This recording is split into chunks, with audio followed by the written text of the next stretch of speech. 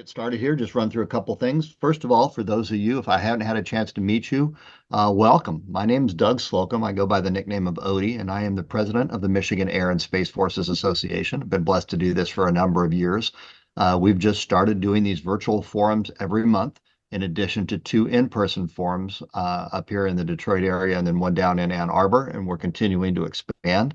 But thank you for being part of all this. And as most of you might have just heard, we've been recording our meetings in person as well as virtually and throwing them together and putting them on a YouTube channel and sending out. If you're not a member of the Michigan AFA or you'd like to get on our email list, please let me know. Throw it in the chat, send me an email, whatever it happens to be, and we can make sure that you are informed and plugged in. Next week, we have our meeting down in Ann Arbor next Friday. It'll be a lunch, and we're going to have Rocky Rakowski, who's Army background, going to come in from his perspective and talk a little bit about the Middle East. He's a great friend of Carl's, who's not on the call with us again yet tonight. Hopefully he will be. Next month, we're looking at doing a force structure look at the U.S. Air Force. We're going to be meeting in the Velocity Center, so kind of a new lunch approach for the Sterling Heights crowd. Then we're going to have a friend of Tamara's who's very involved with cyber, but also was a Vietnam-era Thud pilot, Wild Weasel type, that's going to be talking to us for our virtual meeting next month. We've had a very busy month, actually the end of May when we had the St. Clair Shores Memorial Day Parade with the 5-ton truck and all the fun with that, with the candy to kids and dog biscuits to the fur babies. And then, of course, the air show last weekend before last. And Colleen Kane, our 2023 Teacher of the Year, had the opportunity to be the Michigan hometown hero and got to fly in Thunderbird 8. She put together a nice video about it. But what a great testament to the Teacher of the Year program that AFA runs, that we've been participating here in Michigan, that she has that opportunity. As I said, the last thing that the Thunderbirds said on their social media post was welcome to the team. To me, that means she's now an ambassador to STEM, why it's important to the Air Force, and it just highlights the connectivity between the AFA and the Air Force and how we're the force behind the force. So with that being said, I'm going to quit talking. I'm going to let our guest speaker dive into a great subject today. I want to thank Gonzo for being with us, retired Colonel Gunzinger, who long background, but essentially a B-52 bomber background from his Air Force time, but then also involved at the Pentagon level and certainly with the Mitchell Institute. Now, almost 10 years, Gonzo, at the Mitchell? No, only 5. Only 5. All right. Temporal feels like 10 on my part. It just feels a lot longer. But anyway, it's a pleasure. It's great talking to him. But just when it comes to the expertise of global reach and how we do things, I thought it was really important. Some of the academic type of concepts that he's come up with that certainly Dave Deptula talks to and a lot of people in terms of the messaging. But once again, the Mitchell Institute, with being this premier think tank for our air and space forces, Gonzo, it's great to have you with us. One of the folks that helps take these concepts and break it down into understandable bites. So very much appreciate you joining us talking about our bomber force and especially this new thing that we've seen flying in the air in the last few months, the B-21 Raider. So thanks, Odie. And thanks everyone for joining us and the opportunity to talk about the B-21. As far as I'm concerned, any day that you can talk about bombers is a good day. So I'm going to share my perspectives on the B-21. As a former B-52 aircraft commander, a longtime force planner on the Air Staff and in the Office of the Secretary of Defense, I was a Deputy Assistant Secretary of Defense working for Bob Gates. But more importantly, more pertinent to this conversation, I was directly involved in helping to lead the 2-year analysis that led Secretary Gates to decide it was time to develop a new penetrating bomber, which is now known as the B-21 Raider. Okay, so I'm going to start with the fact that you probably heard this before. Our combat air forces are now overweighted, frankly, towards shorter range aircraft that have smaller weapons payloads than bombers. And this force consists mostly of 4th generation or even earlier systems that were not designed for a conflict with China set in contested environments of the Western Pacific that would exist should we have to fight the PLA. All right, so the Mitchell Institute has made a number of recommendations for the future bomber force to try to establish a better mix of longer and shorter range capabilities that can survive in those highly contested environments that we must prepare for. So in addition to more range, increased payload, increased survivability, our Department of Defense, not just the Air Force, must invest in cost-effective strike platforms and weapons. And that's because the scale and scope of precision strikes that we would need to defeat Chinese aggression in the Western Pacific will be far greater than what we experienced during Operation Desert Storm, Iraqi Freedom, and of course, counter-terror operations of the recent past. So I'm going to dig into reasons for these recommendations in this briefing. So you may have heard some recent chatter from U.S. government officials, DoD, and even State Department regarding the need to rethink the size of our nuclear triad, perhaps to begin growing the size of that triad, because we now have two nuclear peers, China as well as Russia. We strongly agree that growth is needed and recommend that acquiring more B-21s, which are designed for both conventional and nuclear missions, would be the most cost-effective way to do so. It's a twofer. So if you add up bombers that we believe are needed for a peer fight, say with China or perhaps Russia, plus deter threats globally and maintain a credible nuclear deterrent, those requirements are all additive. We recommend a minimum future force of 300 bombers should be on the ramp. And that can be achieved by keeping all existing B-52s in the force, which are projected to have service life to at least the year 2050, amazing number, and acquiring up to 225 B-21s. And of course, deterrence involves more than properly sizing a force. Time is also a factor, especially since China is now racing towards parity with our military in a number of mission areas. And that's another reason for why we believe that acquiring B-21s as quickly as possible would help reduce the risk of PLA aggression over the next decade, not some distant theoretical future. So here's just a few facts to establish a foundation for our recommendations. I already said that today's bomber force, like the Air Force's fighter inventory, is the service's smallest and oldest ever. Why is that? The short answer is insufficient budgets, which forced the Air Force to reduce its size to make ends meet for most of the last 30 years. And I'm not saying that as an academic, but as someone who participated or helped lead all of the analyses in the little table showed in that table. In fact, I wrote the Secretary of Defense's Bomber Force guidance that came out of the 1993 bottom-up review and the 2006 QDR. Over time, the size of our bomber force has gone in one direction, down, as savings from force retirements were used to maintain the Air Force's remaining combat forces. And of course, the SecDef capped the B-2 stealthy bombers acquisition at 21 aircraft, even though analyses showed that they were far more cost-effective for a long-range strike than any other strike alternative in DoD's inventory. So let's translate this to terms that are important to operators and, of course, theater commanders. So today we've got about 141 bombers, total inventory.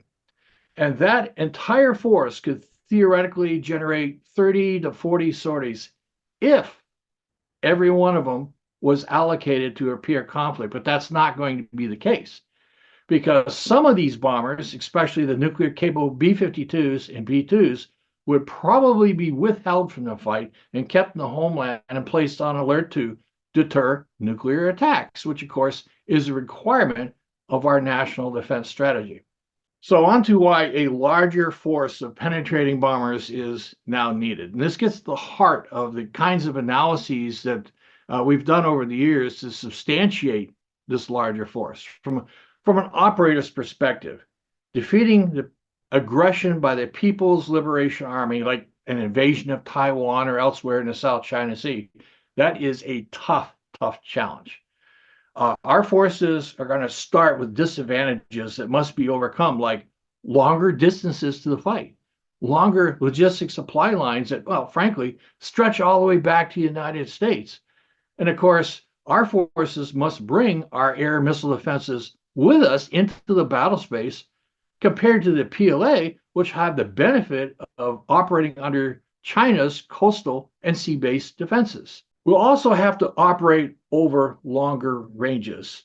And that translates to fewer aircraft sorties a day, since, of course, our aircraft must fly hours to get to the fight and then hours back to return and then regenerate the next sortie.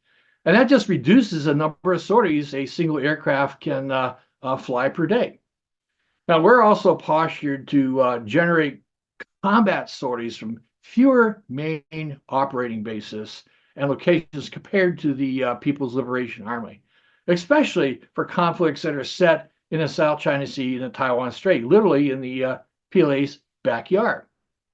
Of course, this is a joint problem, not just an Air Force challenge. The Navy's carriers will likely need to stand off a considerable distance from the Taiwan Strait should it be a defense of Taiwan warfight to reduce the threat of long-range anti-ship attacks. And those long standoff distances for our carriers means their embarked air wings may have little impact on that fight in the Taiwan Strait because their fighters can't make it to the fight. They simply don't have enough range. So here are some of the capabilities would be needed to offset China's advantages. Just a snapshot.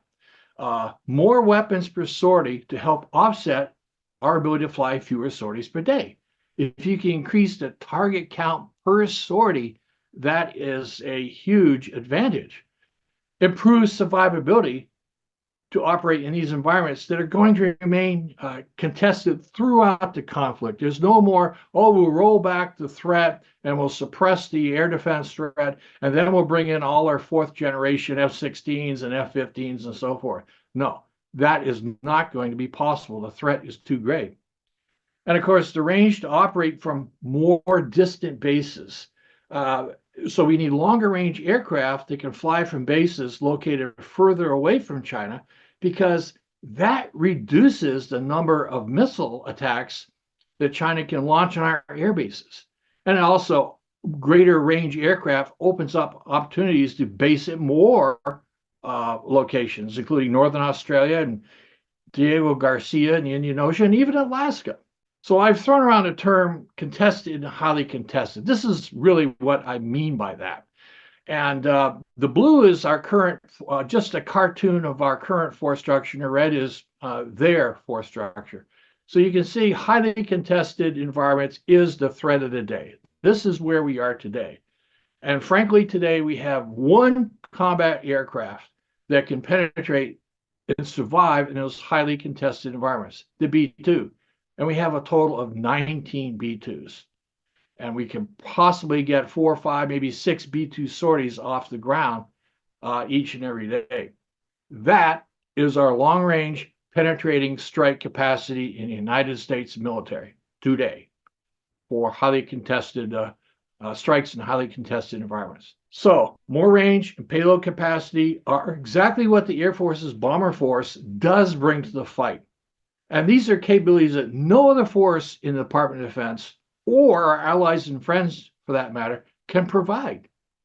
And as for survivability, stealthy bombers like the B-2 and the B-21 can penetrate those contested, highly contested areas. And that means they can fly closer to targets. And that means they can use shorter range weapons for their strikes. They don't have to use very long range cruise missiles. If you can get much closer within 100 or even 50 miles to target areas. And because those shorter range weapons are generally smaller than long range cruise missiles, penetrating bombers can carry more weapons per sortie to strike more targets per sortie. Again, that advantage I mentioned. And let's not forget, all of our bombers, current and future, are multi-mission capable. They have the ability to strike on land and at sea. They have the ability to strike amphibious assault ships, service action groups, and others at a scale that no other combat aircraft can. And that's going to be critical to defeating an amphibious assault on Taiwan. And in the future, our bombers may even be able to perform counter-air missions to gain the air superiority that's needed to support all joint force operations. So the fact is the B-21 is going to take these capabilities to the next level. All these words on each slide are words that have been said by the Air Force Chief of Staff, the Secretary of the Air Force, and even the Secretary of Defense. The B-21 is going to be incredibly efficient in terms of fuel consumption, and that's going to give it unmatched, unrefueled ranges. And of course, like the B-2, it will be able to penetrate highly contested environments. And I do want to foot stomp Secretary Austin's words, which I had the privilege of attending the B-21's rollout at Palmdale in California. The point he was making is stealth is not dead. It really remains a threshold requirement for modern air warfare, and stealth B-21 is going to be unmatched by any other combat platform in the world. So this is a pretty cool graphic. Intuitively, a campaign to defeat aggression like Chinese assault on Taiwan or a Russian invasion of one or more of the Baltic states, it's going to require launching high-intensity strikes at the enemy's offensive forces. And those forces tend to be highly mobile, relocatable, moving. So, for instance, defeating the first wave of a PLA Navy amphibious assault on Taiwan could require many hundreds of anti-ship weapons, as would suppressing air defense radars and other threats on service action groups that would be screening the Taiwan Strait and so on. And all those are highly mobile. Now, the bottom graphic here, fixed targets, mobile targets, and little boxes on the right if you want to, that is from an Air Force munitions briefing characterizing fixed and mobile target sets. So what it's saying is perhaps up to 90% of targets in a campaign to blunt and then deny a Chinese assault on Taiwan could be mobile. And that's going to require penetrating capabilities that can find those targets, fix them with precision, and then attack them. And no other force in the U.S. military or the militaries of our allies and partners can bring the required weapons mass plus long ranges and precision to strike those mobile targets. Yeah, Navy's got a role, no question about it. Other forces, including aircraft carriers and attack submarines, they're going to be critical to sea control, but frankly, they have limited magazines and they can't provide the offensive mass that our theater commanders will need to halt a Chinese invasion in the South China Sea. Now, that's all based on math, not my opinion. So when you're a force planner thinking about long-range strikes, you must also consider achieving the combination of systems for standoff strikes and penetrating strikes. B-52 is a standoff strike bomber. It's not stealthy. It can't penetrate contested areas, whereas the B-21 and B-2, they're penetrating strike, stand-in, if you will, bombers. But you want to make sure they're paired with the right munitions to achieve the maximum effect on target sets. So this little pyramid graphic is also from an Air Force briefing. It's actually developed from a briefing that I helped lead about 20 years ago.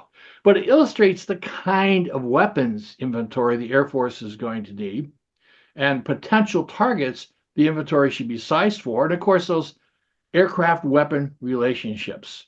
So for instance, at the top of the pyramid, exquisite, expensive munitions like hypersonic Mach 5 plus boost glide missiles, yeah, they can penetrate contested areas and they don't require penetrating aircraft to deliver them. They can be delivered by B-52s and other aircraft from standoff ranges. The problem is these weapons also tend to be very expensive, to the point where DoD would acquire them in very limited numbers for strikes on very, very high value targets. How expensive? Well, there is one hypersonic boost glide weapon the Air Force has been developing. It can be launched by B-52s, and frankly, the starting price for each one of those weapons is about $15 million each. But the Army and the Navy is also developing surface-launched hypersonic glide weapons. They're running about $50 million each. $50 million for a single target. So as you move down toward the bottom of the pyramid, you see the number of targets you might have to strike increases dramatically. And it's going to be far more cost effective to use penetrating strike aircraft that can carry those smaller and less expensive weapons to strike them. And yeah, penetrating strike aircraft can be costly, but there's a huge difference between dollars you spend on aircraft and dollars spent on weapons. And let's not forget, when you use a $50 million or a $15 million or $8 million weapon, you use it once against one target. An aircraft can fly sortie after sortie after sortie and continue to drop weapons. So that's what this comparison shows. And I've briefed this on the Hill a number of times. The fact is, when you add up the cost to buy a bomber or a surface-based missile launcher that the Army is investing in, plus the cost of the weapons they expend, it doesn't take long for the advantage to shift towards launch platforms that can deliver less costly weapons. That's intuitive. So as a rule of thumb, for air-to-ground strikes, standoff or penetrating, the fact is penetrating has the advantage in terms of cost effectiveness over standoff weapons. And they also have the advantage over standoff service-to-service weapons, weapons that may be launched from Guam or Japan or the Philippines against targets in China. And that's shown by the two green lines, which shows the cumulative cost of expending long-range hypersonic weapons, that boost glide weapon the Army is investing in, or even $20 million ballistic missiles against targets. And you see the cost of those weapons, they skyrocket, and they cross over the blue lines, which represent the bombers and the weapons they deliver. The flatter the line, the more cost effective it is. It's a very simple comparison, but it does illustrate the kinds of trade-offs that DoD force planners must consider.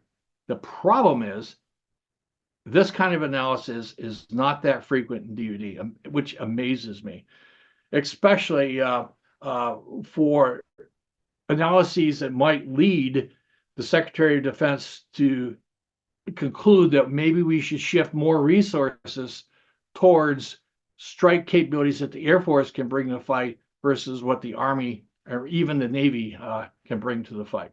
So this is intended to give you a sense of the conventional strike capacity of that 300 aircraft bomber force I was talking about. Again, this capacity is critical to prevailing in a fight with a peer adversary, Russia or China. And our forces in that kind of a fight might have to strike 100,000 or more target aim points at sea, ashore, and even deep in an enemy's homeland if necessary. So, 6,000 aim points a day, that seems like a big number, or 5,880 if you look what the total threatened bomber force could strike today. It seems like a big number, but it's not. When you consider that a People's Liberation Army attack on Taiwan or a Russian assault on the Baltic states could frankly succeed in a week or two if we can't project enough combat power to the fight, if we can't defeat that first wave of an amphibious assault, or if we can't prevent armored forces from seizing strategic strongholds in our NATO partner states. We have to be able to do that, deny them the ability to do that, frankly, within hours, if not single-digit days, because after that, the fight is pretty much over. We no longer have time. We don't have weeks. We don't have months to deploy lots and lots of ground forces and naval forces to the fight, build up that iron mountain of capabilities and launch a counteroffensive, because by the time you do, fight's over and we didn't win. So it's also about the simultaneity of our operations, not just targets and we can attack and so forth. Our forces must be able to keep continuous pressure on the enemy instead of striking in episodic pulses, because in between those pulses is sanctuaries in time. The enemy could regenerate his forces, reposition them, and frankly, keep their offensive going.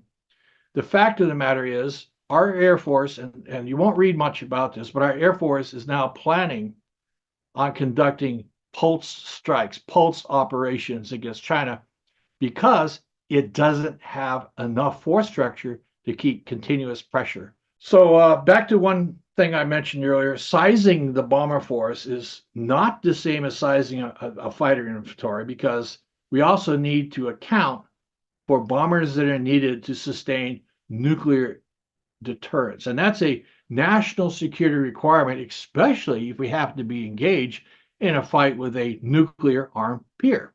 And the worst time, of course, to figure out you don't have enough strike forces, not enough munitions or logistics and other capabilities, is when we suffer a strategic shock like we did when Russia suddenly invaded Ukraine. We can't play catch up when it comes to a peer adversary.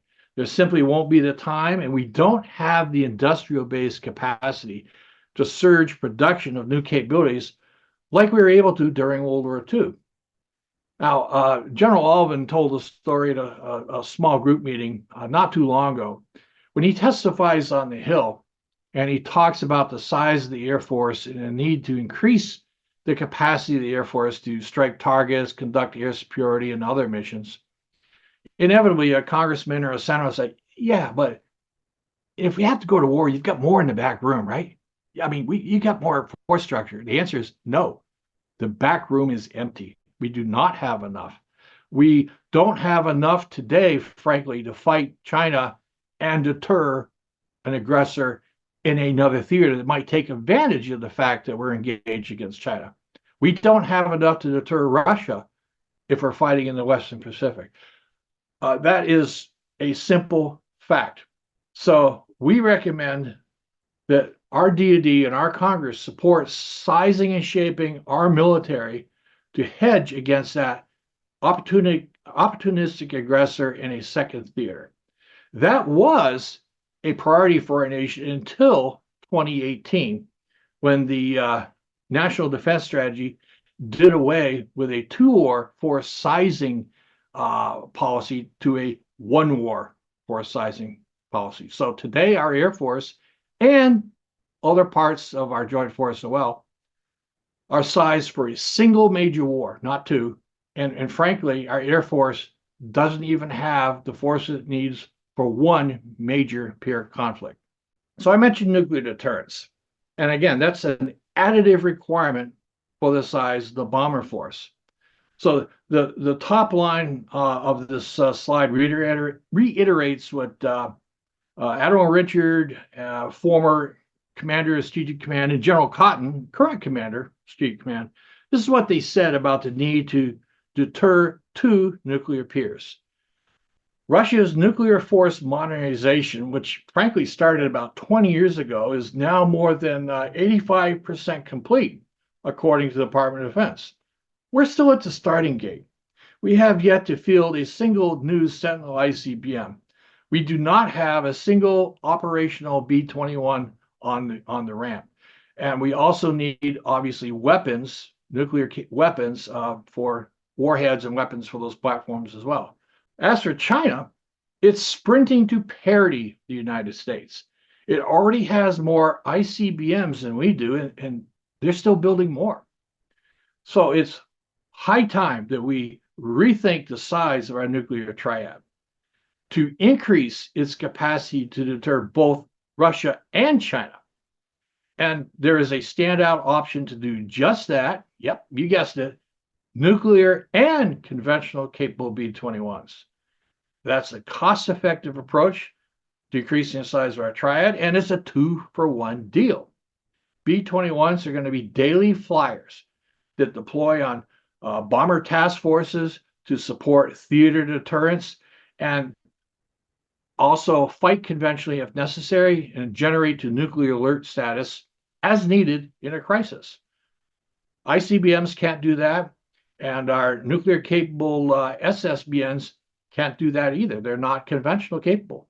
So a few thoughts about what the Air Force calls the long-range strike family systems. Now, many reporters like to talk about the unit cost of new capabilities like the B-21. But the fact of the matter is, the Air Force didn't start out to reduce the cost of the B-21. That was one objective. Its real approach was taking a look at what would be required to conduct long-range strike in the future. And that, frankly, includes a number of aircraft and it includes the weapons, it includes bombers, it includes ISR aircraft, it includes airborne electronic attack aircraft, and everything in this family of systems that are required to find targets, fix them accurately, attack them, and determine whether or not our attacks have been successful. So they took a family of systems approach to assessing what would be needed in the way of a new penetrating bomber. But that approach created opportunities to determine what capabilities could be parsed out across this family of systems rather than all integrated into a single bomber. So that had the potential to reduce the cost of the B-21. Why was that important? So the Air Force could buy larger numbers of B-21s. Now, the Air Force also took maximum advantage of mature technologies and frankly, systems that maybe were developed for other aircraft. Maximum advantage of those capabilities to create the B-21 design, again, to decrease the cost and time required to develop the B-21. So the little table on the left hand of the slide illustrates these kind of trade-offs. And you see the fact of the matter is the lower price point for a slightly smaller bomber could allow the Air Force to buy a larger fleet of them compared to the larger variant bomber, which would cost a lot more. Now, this is analysis that I used when I was at DASD, when I went out to talk to the commander of strategic command to say, what did you want? You want a much smaller number of bombers with larger payloads, or would you like a much larger bomber force with smaller payloads? And the answer was, frankly, the B-21. Why? Because when you think about China, when you think about Russia, we are going to need to simultaneously strike targets across very, very large areas. And bombers could only be in one place at one time, a single aircraft, one place at one time. So having a larger fleet of bombers has some pretty significant advantages as far as deterrence goes. So here's what we call the bomber bathtub slide. This is reality. This is where we are today. The size of the bomber force and these other combat aircraft inventories, that's really a major concern when we think about the need to deter China and other threats this decade. Now, we hear a lot about from our intelligence community, our service leaders, and DoD, even the State Department, talking about how China could make a move on Taiwan to, in China's terms, reunify Taiwan later this decade, frankly, 2027 and 28. And Xi Jinping has actually told the PLA to be ready for a reunification campaign against Taiwan by 2027. That doesn't mean he's going to launch it in 2027, but they're doing everything they can to prepare for it. The problem is this sandpile chart, as we call it, shows there's a huge gap between our bomber inventory and what the Air Force now says it needs, the horizontal black line. And the bullets here show some of the reasons this bomber gap, bomber bathtub, is going to be extended well into the future. For example, if the production rate of the B-21 is going to be 4 or 5 per year, the actual number is classified, then it's going to be 2040s before the Air Force can field at least 100 of them. Again, that's simple math. Adding to that problem is the Air Force's bomber crews can't absorb new bombers and continue to fly B-1s and B-2s that are already in the force. So the Air Force intends to retire B-1s and B-2s as the B-21s are delivered. So that helps with, that hurts by keeping this bomber bathtub in place for more years. And of course, the B-52 is going to undergo major depot level upgrades, give it new engines, new radar, new communications, and avionics, and so forth.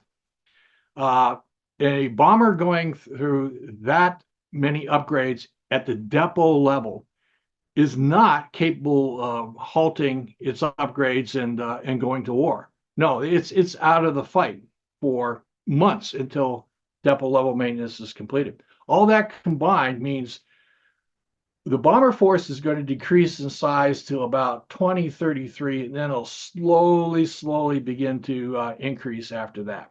So here's the other side of the coin. 3 actions that Mitchell recommends could reduce the gap and enhance deterrence this decade. Keep all current bombers in the inventory until the B-21 force reaches its full operational capability. That's going to require more funding. It's going to require more end strength to be able to operate the B-1s and the B-2s. So that's pretty straightforward.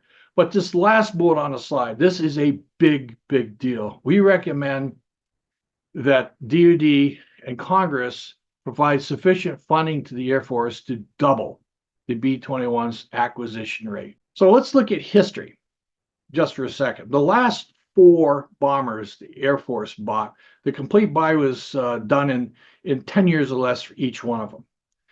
The B-52's maximum acquisition rate per year hit over 100 bombers per year. The B-58 Hustler, a really cool bomber, that's acquisition rate hit the low 30s per year. The B-1B, 48 per year, and the B-2's planned maximum rate was 30 per year. So B-21 around 4, 5, 6, or 7 a year. It's way below the line. Frankly, the Air Force is now funding B-21 acquisition at the minimum rate it possibly can because it simply doesn't have enough dollars to buy more. The quote on the right is interesting. The senior defense official, I won't quote him, he said it in a private setting, but we can't buy back lost time, no matter how much money we throw at it. Yeah, but we can invest to buy down future risk. And that is what we recommend when we talk about accelerating the B-21's acquisition. So that pretty much wraps up the detailed part. Here are the recommendations that are out there. And frankly, I have said nothing here that our Air Force would disagree with, except for the fact it doesn't have the people, it doesn't have the dollars, and it doesn't have the infrastructure to do these kinds of things.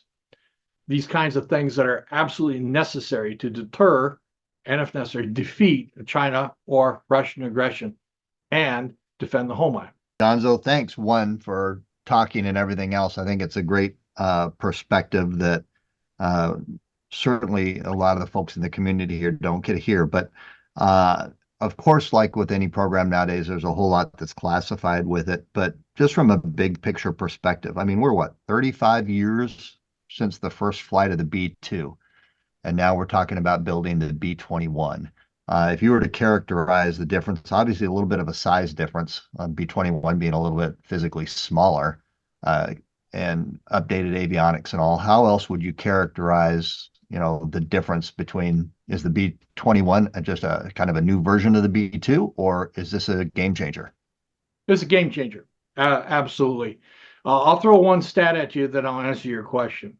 Throughout the Cold War era, the Air Force, the United States Air Force, bought one new bomber or one new fighter model about every 2 years. Since 1990, our Air Force has bought a new bomber or a new fighter once every 10 years. that's a good metric to understand why it's so far behind the curve. As far as your question, uh, to operate in these highly contested environments, the threat is going to be 360 degrees around your aircraft. And frankly, sensors in space and so forth.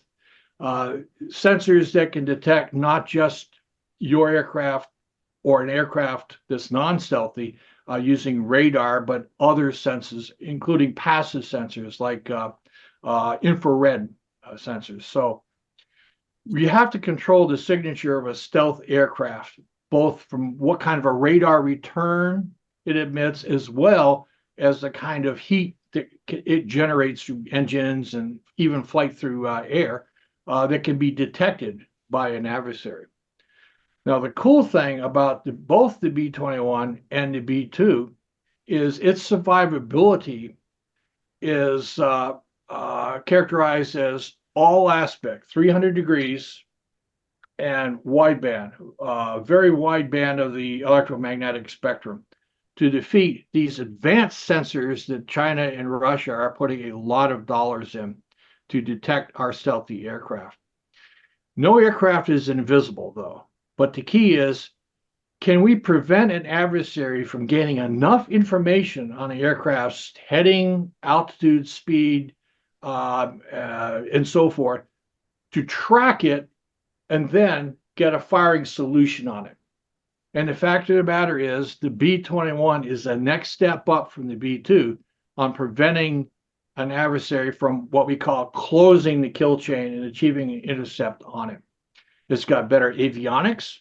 It's got better sensor fusion, the ability to take information from multiple sensors from the aircraft itself and from off-board sources and fuse it to provide information to a pilot. And then the aircraft has a system that can actually use this threat environment information to say, pilot, here's the best course you need to fly to avoid threats. That will maximize our ability to counter what an adversary is trying to do to fix our aircraft as it penetrates these contested areas. So sensor fusion, avionics, smart mission planning to detect and avoid threats, and of course, unmatched stealth technologies. Sir. Fantastic. So I want to try to understand, because I'm a computer guy, I'm a technology guy.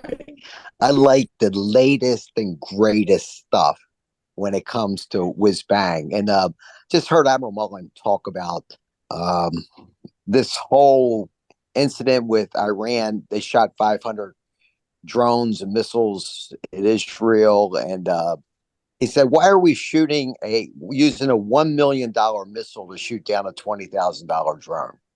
He didn't come up with the number. So my question is, should we be advocating for the B-21? I mean, is it the latest whiz bang thing that is going to be the game changer, as General Slocum mentioned? I mean, is that really something that we should be pushing? And, you know, I kind of go back to the B-52. I remember being down in Fort Worth, Texas, and those things were taking off. And I'm like, those things are still around? Got to be kidding. And then you look at the F-35 and what's going on in shipbuilding right now. They just took 3 autonomous boats from Washington State over to Japan. I mean, they basically had no people on them. And these were big boats, not little boats. And the Navy's going to go autonomous. So is the Army. And so I don't know that the B-21 will be autonomous. I'm not sure that we even want it to be autonomous, but it should be something we should be pushing. Over. Okay, so a couple of thoughts there. B-52.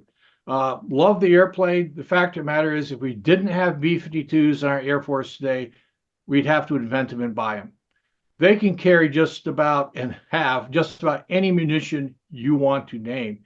Of course, it can't penetrate areas that are defended by integrated air defense systems, those contested areas I mentioned, but it can stand off from them and shoot cruise missiles and so forth.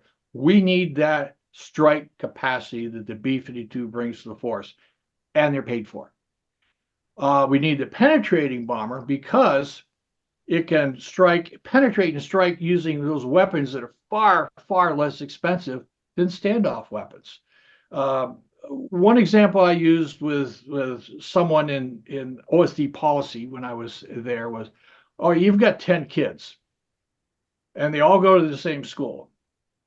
Do you want to buy a car for each one of them and a driver as well to take each of those kids individually to school? Or do you want to buy a minibus and take them all there and drop them off and then pick them up and do that day after day?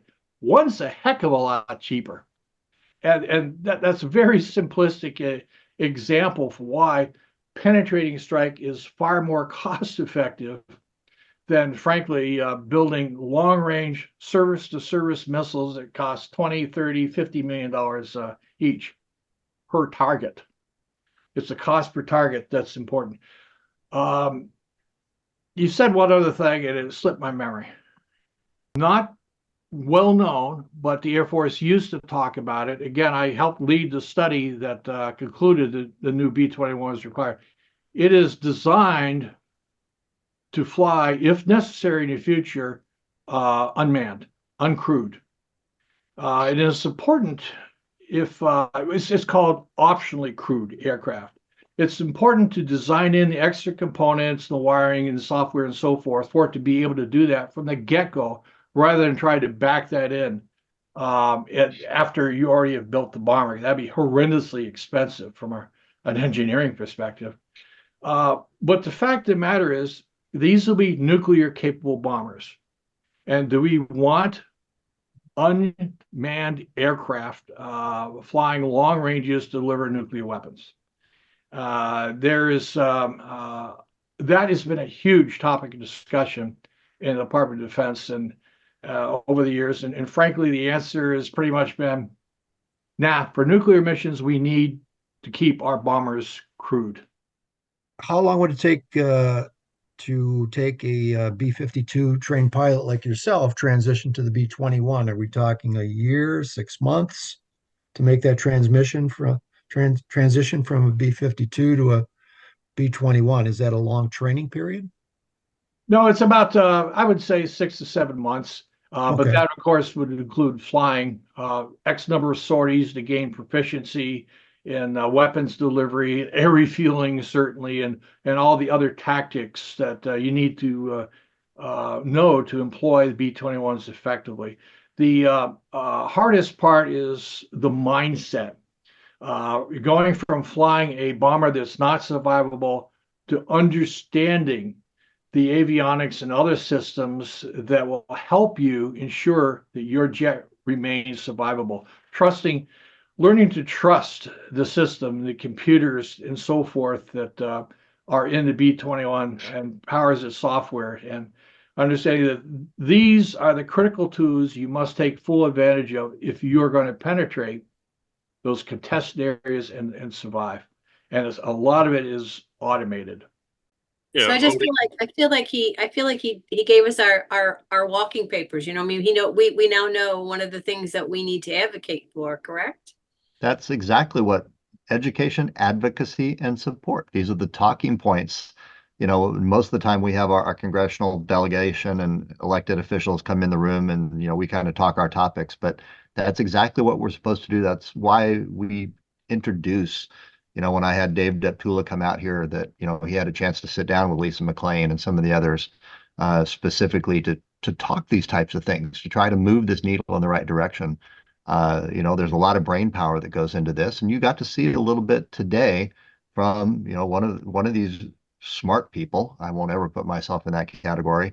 How the sausage is made to come up with these recommendations. There's a lot of math and all to it. It comes down to, we need to buy, you know, X number of airplanes per month. You just saw through charts, graphs, and an explanation of why. You know, the deep why behind all that. So fantastic. Thanks, General. Can you comment, Gonzo, or maybe General Slocum can, on the reception you're getting in Congress for increasing the acquisition rate from 5 a year to your 10 or 20? The reception is good to very good. The problem is the chief, I'll speak bluntly here, and our Air Force leadership, of course, works for the current administration. And frankly, the current administration has established guidance on how much will be spent on defense, how much will be allocated to the different services and parties. And frankly, in this administration, defense is priority 2 or 3, or even worse. So Air Force leadership going to the Hill and saying, we need more. Our Air Force is too small. That is a very difficult thing for them to do. That is why we exist. We are not constrained like that, even though it is the truth. One thing that Secretary Kendall has said on the Hill, and I'll repeat it here because not a lot of people caught it. Our political and military leaders need to stop going to the Hill time after time to testify and say, we have the best military in the world. No one comes even close to us. You know what? We have the best sailors, the best airmen, the best Marines, and the best soldiers in the world. And we have the best military as well until we get about 1,000 miles off the coastline of China. And then we don't. And that's where it's going to count. I couldn't help but react to some of the assumptions and everything else, one of which was when you were talking about the sorties, the cost per effect, and everything, you're using an assumption of a mission capable rate of 80% for the bomber fleet. I believe we were closer to 60 or so in 2023. And 2024. That's correct. And those mission capable rates are going in the wrong direction too. Yes. So our analysis is pretty conservative, and that's intentional. If you use the actual rates, frankly, it's the number of sorties we can generate are even less than what we represent there. But okay, we were conservative for a purpose. And next month, when we do our in-person one in Sterling Heights and we talk about the Air Force force structure, that's something I'm going to bring up. And for everybody, that's the mission capable rate. So you have the planes that are in depot, you have planes that are broken, waiting on parts. How many on any given day are ready to go? What percentage? And the Air Force has had a real struggle with that lately. F-22s, I believe, last I saw, we're sitting at about 55%. That's about half the fleet at any given time is actually ready to go. So even if we have 300 bombers, that means 150 bombers would be ready. And then, take all the other math into account from there. So our ability to maintain our airplanes, our supply chain, the trained maintainers, that's been a big thing on the fighter side, at least in the fielding of the F-35, these types of issues. And the other one, Gonzo, just because you brought it up, just to emphasize once again, one of the reasons the Air Force Association exists is because the people that work in the military wear the uniform, not only Hatch Act and everything else, but they work for the executive branch of the U.S. government. So they cannot go out and be a voice to the legislative branch to say, here's what we need. There's an inbuilt conflict of interest. So the very people who built our Air Force started the Air Force Association to be that voice. And Gonzo, I would just like to thank you for being part of the Mitchell Institute, which is such a vital part of this organization that equips us with the simple talking points, but you do it in a way that builds all the math backwards in the equation to show why we're able to do this. So hopefully we can continue to be that mouthpiece to the congressional delegations so that we can take these messages. And everybody listening here tonight, I think, got an opportunity to get just a little bit smarter on, hey, that bomber might be a very expensive piece of equipment. However, it's also the most cost-effective solution to what we're having to deal with at this point. So Gonzo, if you were here, next time I come to DC, I don't know if I'll figure out how to do it. We normally give our guest speakers a big damn bullet and an A10 bullet engraved and everything else. So I'll figure out how to get one of those to you. From security, I know it's an A10 I want to be thing. around. I want to be around security when he tries to sneak that one through. And I thank Michigan AFA, everyone on this call for sharing the time to learn more about the B-21. And if anyone has more questions, please, Odie, I think you've got my email. Happy to answer. Fantastic. And once again, what a gem, the Mitchell Institute, the partnership and how they fit into the AFA and that whole, the force behind the force to the air and space forces. I still have trouble getting the second one out. It just hasn't habitualized yet. But this is the great stuff that we can bring. So please let me know your ideas. Thank you everyone for being a part of the call tonight. Once again, Gonzo, big applause for everybody here. Thank you so much for what you do and taking the time out of your busy schedule to be with us tonight and give us some insight and everything else. So thank you all very, very much and have a wonderful rest of your evening. Take care and please call me with any questions, comments, or inputs as we go forward.